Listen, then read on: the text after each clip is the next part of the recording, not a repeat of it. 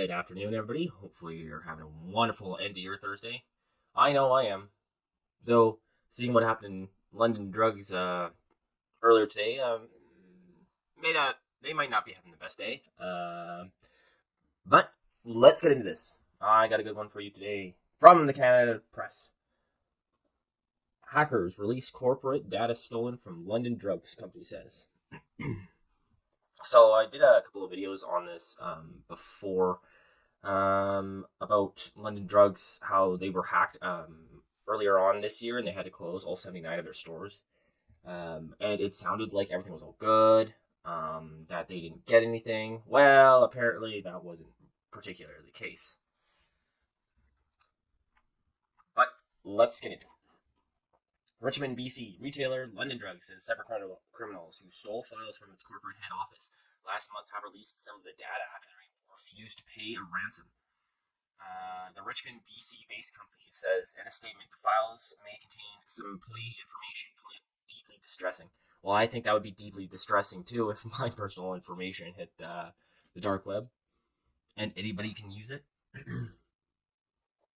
London Drugs was responding to a social media post by Brett Callum, a BC-based threat analysis with antivirus software company MCSoft, which said the hacking group Lockbit had released its claim, released what it claimed was the company's data. That must have been a shock to him. But apparently, London Drugs has been telling Lockbit that they couldn't pay or wouldn't pay the ransom they were proposing to get all of this information back. So, yeah, it looks like Lockbit just gave up. So, Lockbit, according to British authorities, is the world's most harmful cybercrime group. I'd agree. This is the group that's pretty much locking down everything from hospitals to large corporations that we all like pharmacies. Shutting down pharmacies, which is terrible. Places where people need to go to get either their medical done or their medication, or like these places that they're attacking are not like an Apple store or whatnot. It's things that people need. So, Cal said Lockbit released more than 300 gigabytes of data on Thursday. He said that the data proved to be London Drugs, and that proved that Lockbit has given up trying to monetize the attack. It said that London Drugs was modifying whose personal information may have been affected and offering them credit monitoring and identity theft protection services. And it just goes on and on down here saying what London Drugs is doing to defend against more cyber attacks, and it kind of goes down to say what Lockbit actually, who they actually are. So let's get down to that. So they say that London Drugs and this Callow guy says, for the most part, the data that was leaked simply seems to sit there and generally is not misused. So this isn't a no-risk situation by any means for the individuals whose information have been compromised. But the good news is it's low risk. Callow said that the National Crime Agency of the UK led a consortium of law enforcement agencies in disrupting Lockbit's activities in February. At the time, a statement from the agency said it had infiltrated Lockbit's network and taken control of its services. Which, awesome, good job. Law enforcement, the more of these criminals you can take down, the